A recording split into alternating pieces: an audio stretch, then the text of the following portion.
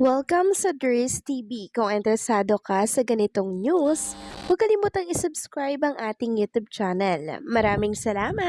Welcome back again sa ating YouTube channel mga kakimpaw, and sa update natin ito ang pag-uusapan natin ay tungkol sa mga importanteng kaganapan kina Kim and syempre kay Paolo Avellino. Pero bago po ang lahat, maraming salamat po sa inyong patuloy na pagsuporta at pagsubaybay sa mga daily update natin.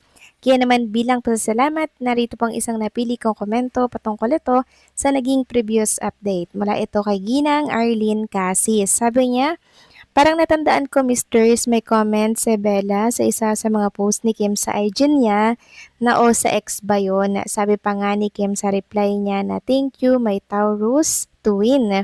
Hindi lang ako sure, Misters, kung anong post yun ni Kim. Nabasa ko yun kaya imposible na may hidwaan sila. Maraming salamat po sa inyong komento, Ginang Arlene Casis. Sana nga po okay lamang po yung kanilang friendship. Sana nga po okay lang po sila at walang hidwaan, 'di ba? Kasi yan po ang mga lumalabas sa social media, lalo na po nang hindi nga po pinansin ni Chinita Princess or na-react yung naging post nitong si Vela. And also mga kakimpaw, hindi po kasi nakikita ng mga netizen na nagkakaroon po ng bonding ang Becky or si Vela or si Chinita Princess. Kaya mas lalo pong umugong yung problema po ng magkakaibigan, 'di ba? Yun po talaga yung rason at dahilan doon.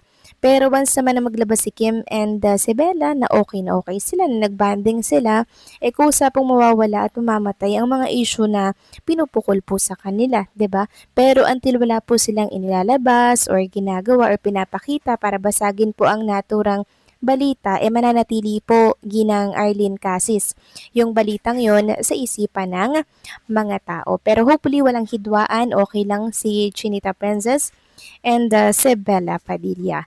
So maraming salamat po sa inyong komento. God bless po at mabuhay kayo. So eto na nga, pag-usapan na natin mga kakimpo, mga topic po na nakalap natin sa update na to, at unahin natin nga talakayin ang tungkol nga po dito sa muugong po na pag-host ni Paolo Avellino dito po sa It's Showtime.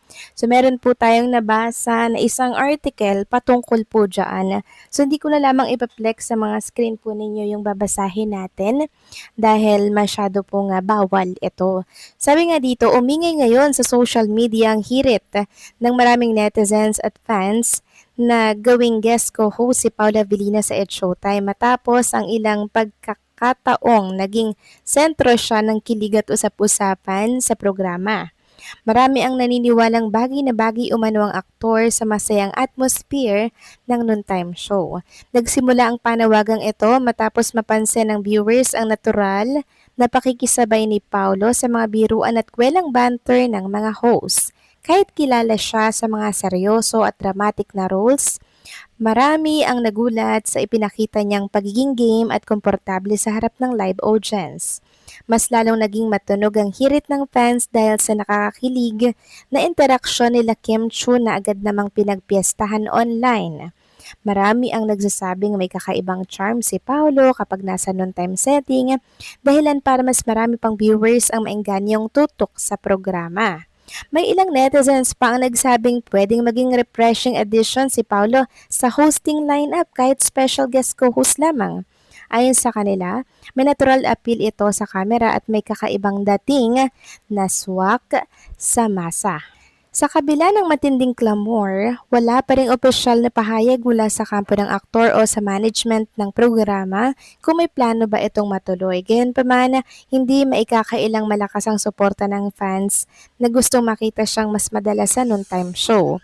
Sa ngayon, patuloy ang excitement ng mga taga-suporta habang inaabangan kung pagbibigyan nga ba ang kanilang kahilingan. Kung sakaling mangyari ito, siguradong magiging malaking pasabog ito para sa mga solid supporters ng Tambalang Kimpaw at sa loyal viewers ng programa. Correct mga kakimpaw, tama po ang nilalaman ng isang article na to na talagang malaki po ang magiging ambag ni Paolo Avellino sa oras na idagdag si Paolo bilang host dito po sa programang It's Showtime. 'Di ba? Kasi ang gusto nga naman po ng mga televiewers entertainment, 'di ba? Gusto po nila yung nalilibang po sila sa kanilang pinapanood. Baka pa nga tumaas yung kanilang ratings pag nangyari po ito, 'di ba? Kasi ito po talaga yung nababalita ngayon mga kakimpaw, yung pagiging host nga ni Paulo sa It's Showtime. Well, antabayanan na lang natin kung matutuloy ba yan at kung kukunin ba ng management at kung pagpayag ba si Paulo sa gusto po ng marami.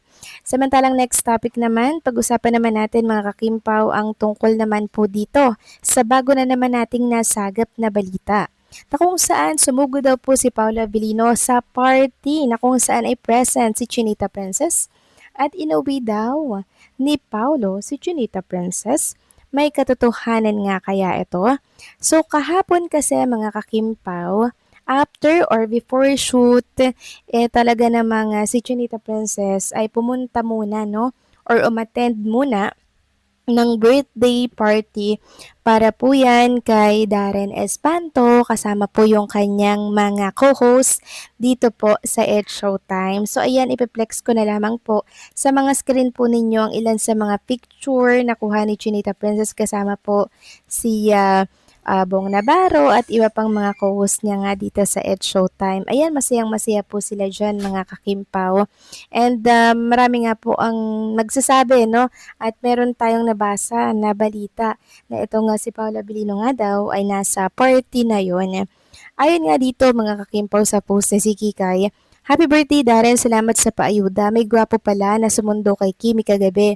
After party, alam na pagod sa shoot, kaya may pagsundo yarn. So, sinundo daw ni Paulo si Chinita Princess sa bahay nito nga si Darren or sa lugar kung saan nagparty.